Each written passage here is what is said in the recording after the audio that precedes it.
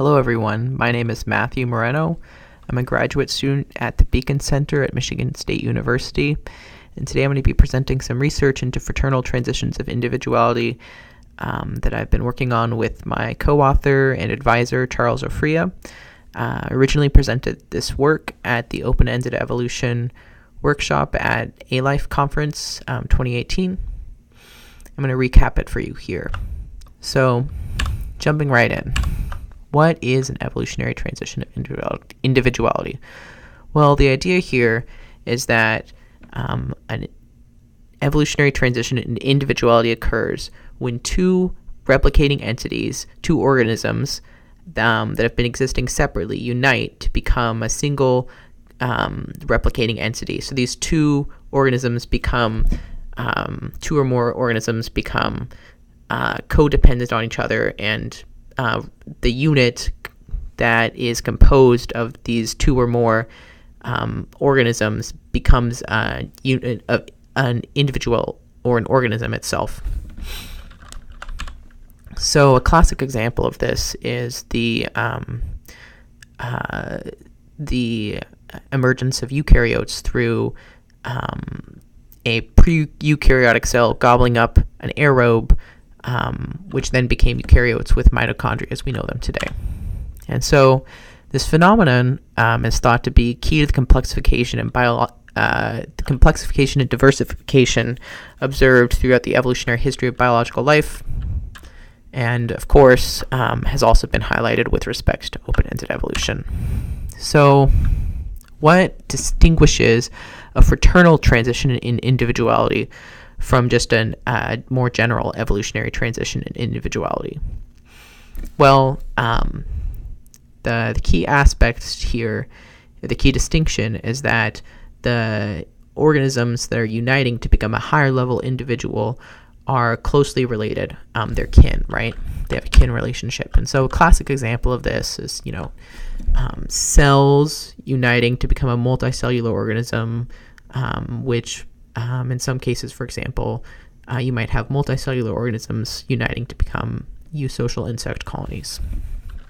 So each of these steps is a classical example of a fraternal transition in individuality. So we've been talking about organisms and individuals here, but beyond just our intuition, what actually makes an individual? And so there's a lot of different criteria that you can look at. We can look for close coordination and cooperation between the constituent parts of the individual. We can look for reproductive division of labor between the constituent parts. For example, the somatic cells versus germline distinction that's seen in multicellular organisms. We can look for reproductive bottlenecks where only a subset of, for example, multicellular organisms, a subset of the cells in the organism actually directly contribute to the next generation of the multicellular organism. And of course, we should also look for the loss of the ability for the constituent parts of the individual to replicate independently. And so if we want to study fraternal transitions of individuality in a computational ALife context, right, we need a model where such transitions occur reliably and detectably, right? We want them to occur, and we want to be able to detect them so that we can study them. And so I'll be presenting our model to go after this aim, which goes by the acronym DishTiny. So we have three design objectives for a model, right? We want detectable fraternal transitions to occur. And so the key idea that we're going to discuss in a little bit more detail later on, but the key idea here is that we're going to be registering cell-level organisms into explicit, hereditarily defined cooperating groups in order to induce and recognize fraternal transitions. We also want our model to be scalable, and we're okay with abstraction. So, like many other computational ALife models, we make use of a toroidal grid of cells, and we're going to start from kind of an arbitrary place here in talking about how the model works and how it's designed. But as we build on it, hopefully you'll start to see the intuition for how the model works and why we made the design choices that we did. So the center of our model are these resource wave distribution events. And so in a resource wave, the resource wave is seated at a single cell in our toroidal grid, and as time unfolds incrementally, the resource wave expands for several time steps, and then it ceases, right? So if we go back here, the key thing I want to point out is that we only alert the cell directly under the center of the resource wave that the wave is occurring. So the cells under the resource wave at this time step are unaware of the available resource, and same with these cells.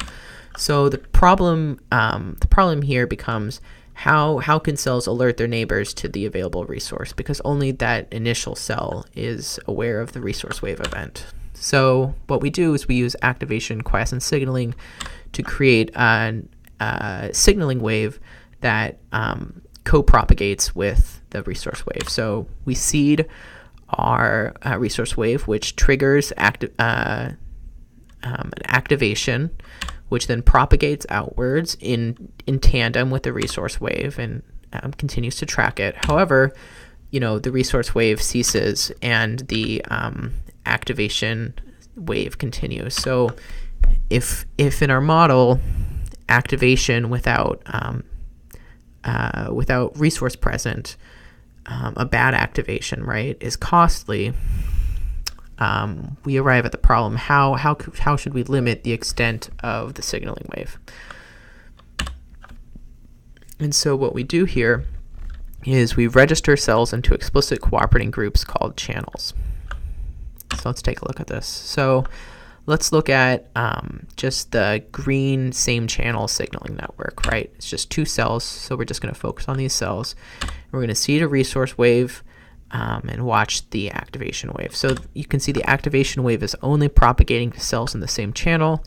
It tracks the relevant part of the resource wave and then dies out, and a small amount of resource is collected. So let's look at a larger same channel signaling network, a medium-sized one. So we seed a resource wave, which triggers a coincident activation wave, which goes and goes, and more resources collected. And you can see as the resource wave ceases, so does the activation part of this activation quiescent signaling, right? So let's take a look at what might happen in a very large same channel signaling network, right? So we're just going to look at the cells in the network, seed a wave, and watch the activation. You can see it's tracking the resource, and then, however, it continues to expand beyond the extent of the resource, which has a hefty cost, and the net resource collected actually becomes negative, right? And so clearly the size and shape of these same channel signaling networks becomes an important consideration. So how should we be defining these same channel signaling networks? And so what we do is we make channel membership an inherited quality, right? And so we have two channel inheritance mechanisms. The first is that an offspring is just set to the channel of its parent, which is distinct from that of just an arbitrary bystander. And the second possibility is that an offspring is, for example, the purple offspring here is set to a new channel that's distinct from the parent and also distinct from an arbitrary bystander. And so just to make explicit the kind of channel setting dynamics that we exclude during lifetime channel change. Once the channel is inherited, we just treat it as set, and we also exclude systematic non-inherited channel matching.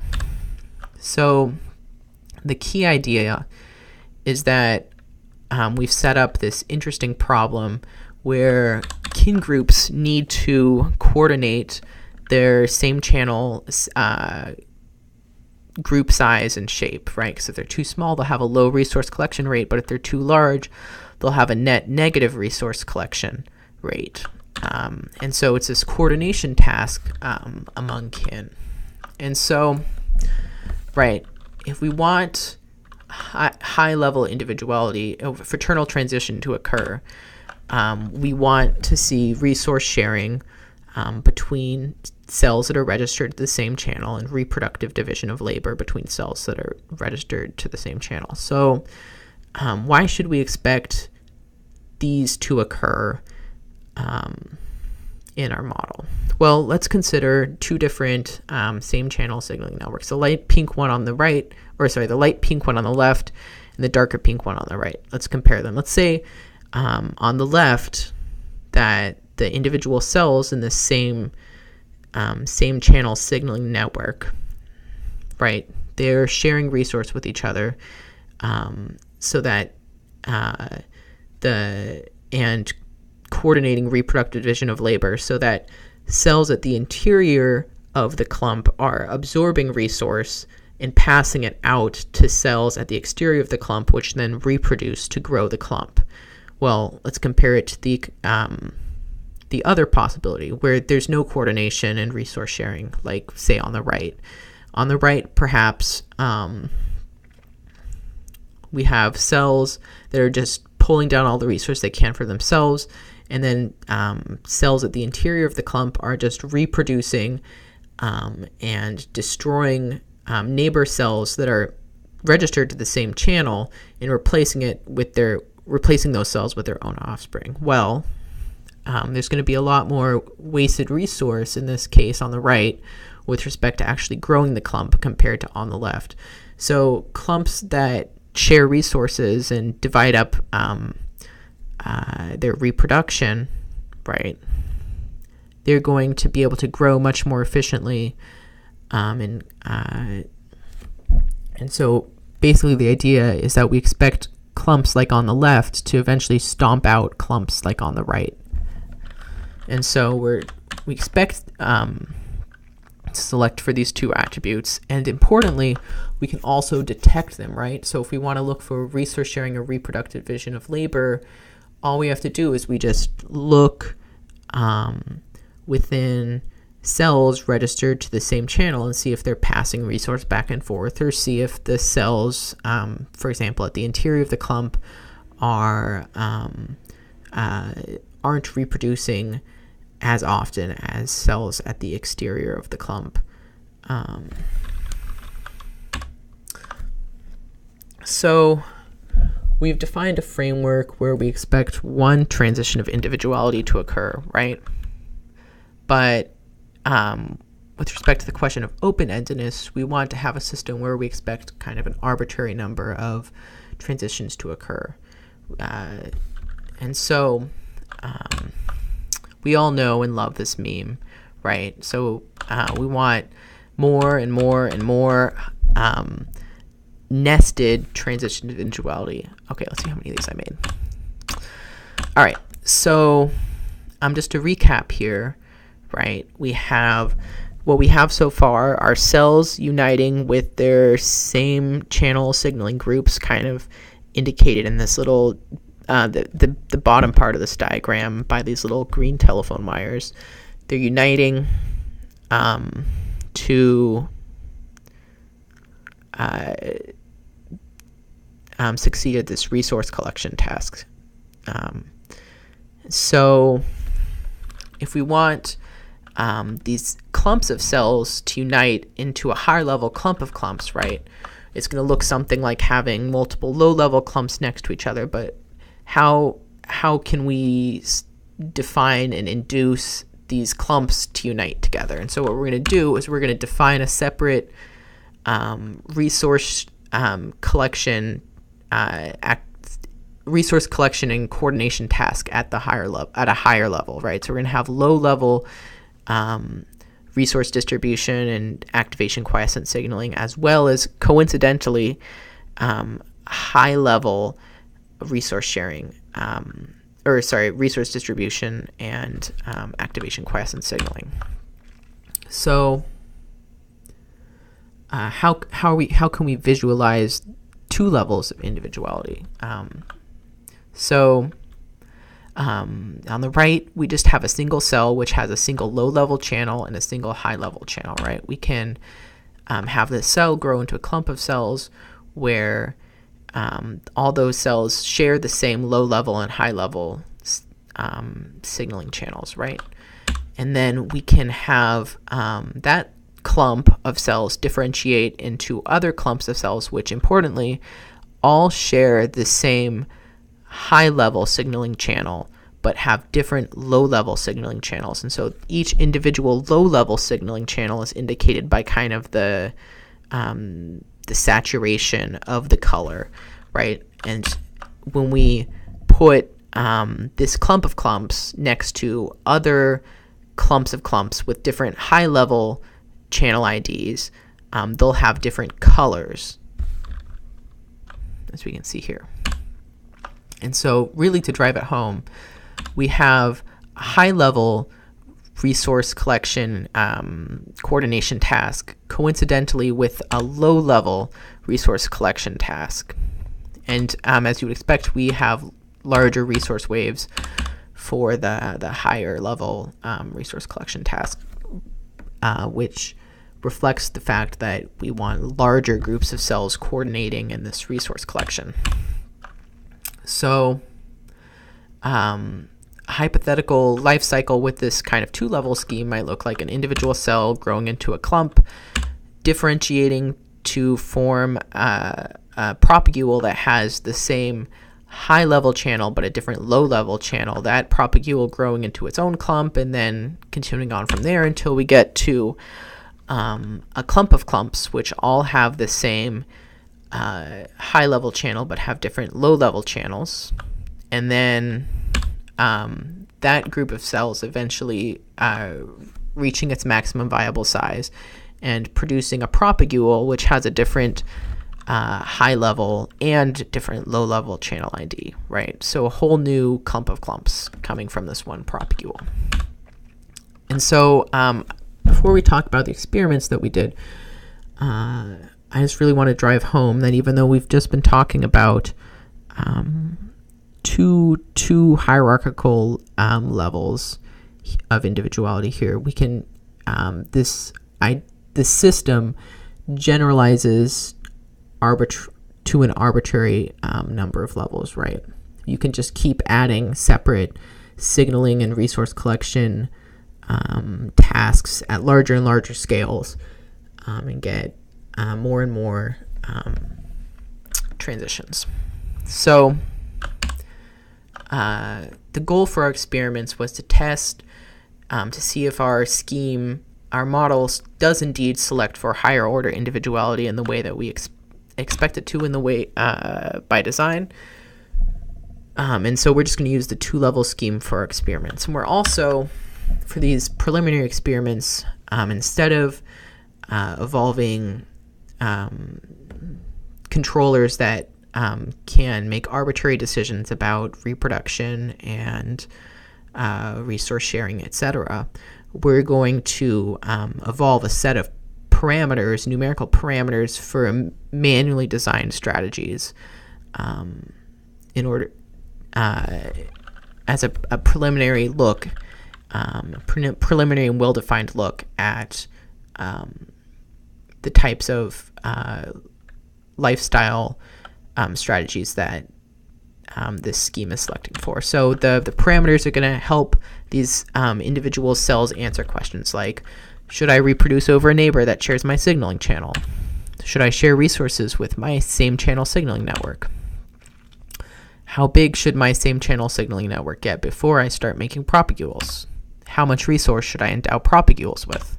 Should I attempt an apoptosis response to mutation? This one's interesting. We'll get back to this one in a few slides. So as we move on to the results, I just want to mention here that the data these results are based on are from a version of the software that we've made several small changes to, so that the results that are actually reported in our publication will differ slightly from these. However, these are still interesting and worth talking about. So we ran evolutionary replicates where we just seeded our toroidal grid with a set of random genotypes and then evolved them generation on generation. And among replicate evolutionary runs, reproductive division of labor among cells sharing the same high-level signaling channel was near universal. However, we observed three distinct categories of resource sharing behavior. We observed a dominant genotypes where cells hogged resources for themselves. We deemed these cell-level individuals. This was a rare outcome. We saw cells that shared resources with the same low-level, level 1, low-level, same channel network, right? And we deemed these level 1 individuals. This was a frequent outcome. And then we observed resource sharing where resources were shared among high-level networks. We call these level 2 individuals, and this was a frequent outcome. And so we can visualize the channel distributions at end states of these evolutionary runs. So this is an example where we saw this low level or the cell level individuality dominate, right? This is what the channel distributions looked like when we saw level 1 individuality dominate.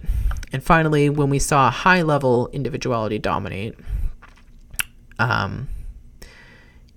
you see this really regular tiling of color, right, on these channel visualizations. And so remember, color is the high level channel, and so we see really strong reproductive division of labor, or this outcome indicates really strong reproductive coordination among cells sharing the same high level channel ID.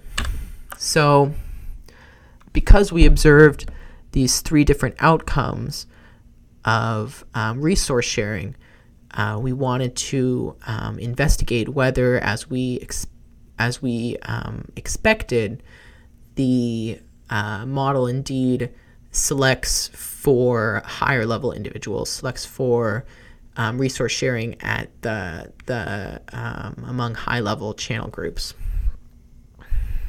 And so what we're looking at here is a correlation plot between the parameter that controls the amount of resource shared with the high-level same channel signaling group, plotted against the population net offspring generation rate. And so the vertical axis is basically a proxy for fitness. It's the number of individual cells that are produced in 10,000 updates in our simulation. So you can see here we have a significant correlation between caching resource with your same high-level channel mates that correlates strongly with fitness, and we see the best fitness outcomes almost universally using this strategy.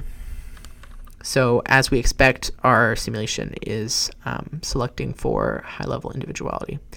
And the other really interesting thing to look at is the emergence of altruistic suicide, right? And so in our simulation, basically we had a parameter which allowed cells to attempt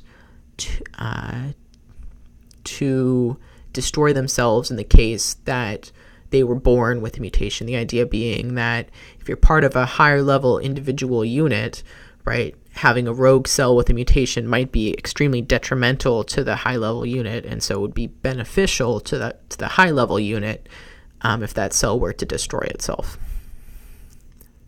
So what we're looking at here again on the horizontal axis is the parameter controlling resource sharing behavior. So on as the axis goes to the right, we're having more and more resource shared with the high level same channel group, and it's plotted against the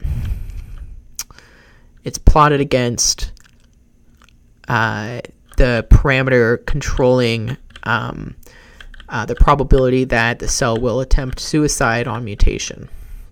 And so what we can see here is among individuals that are sharing resources at the high level, there seems to be a much stronger trend towards the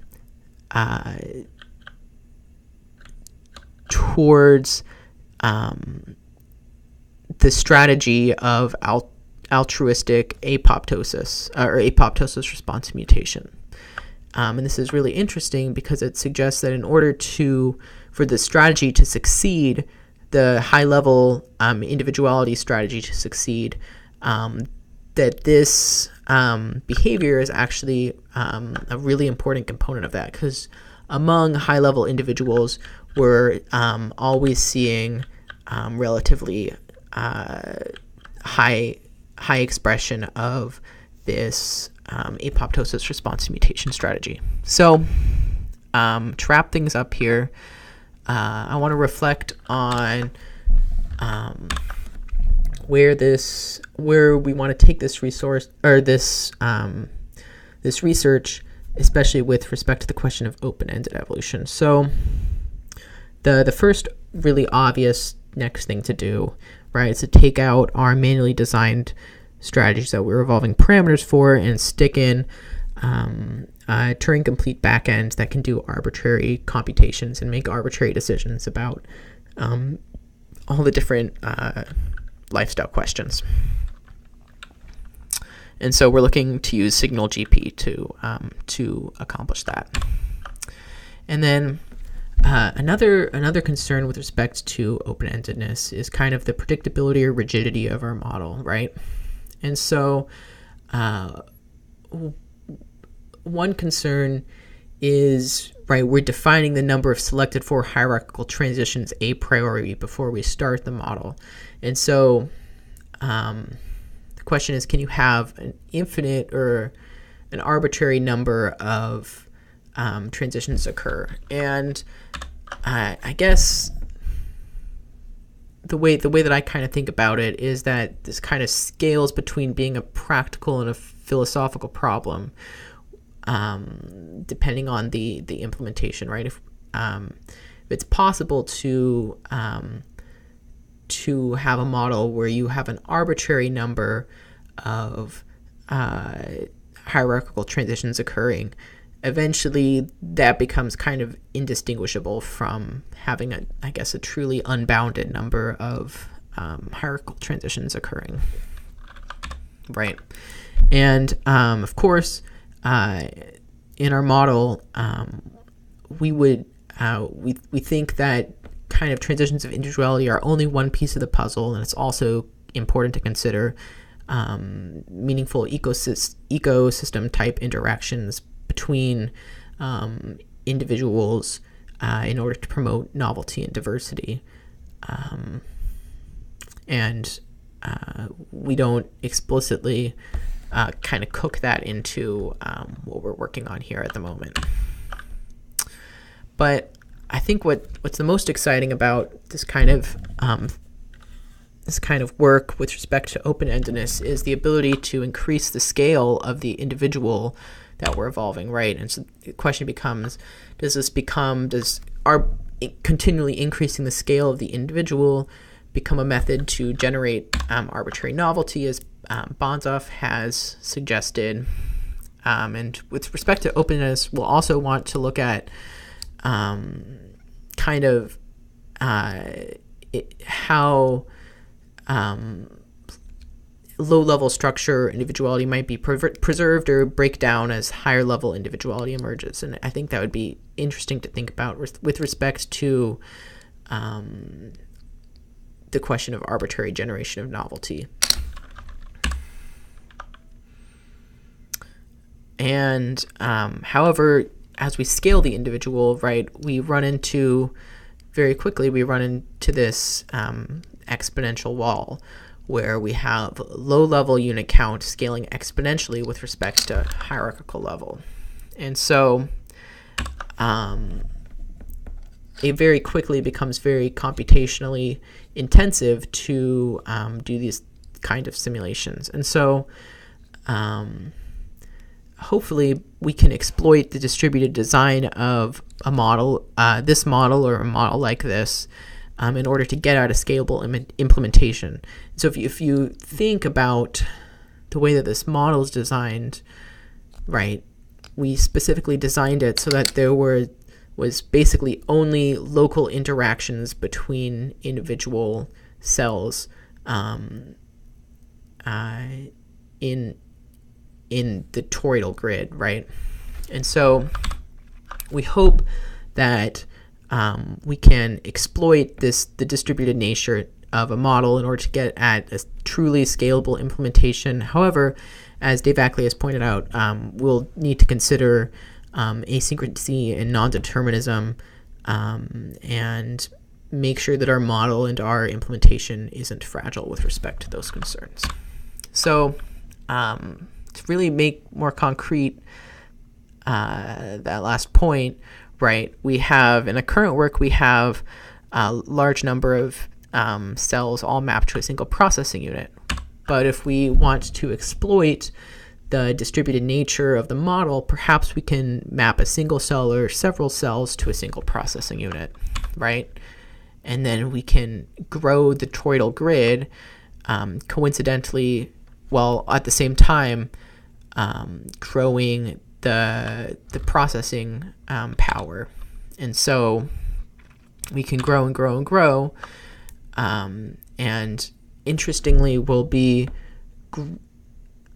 growing the level of individuality in a way that maps nicely onto parallel processing. But the question becomes, eventually, how far do we want to go, and how far can we go with respect to the question of indefiniteness in scalability.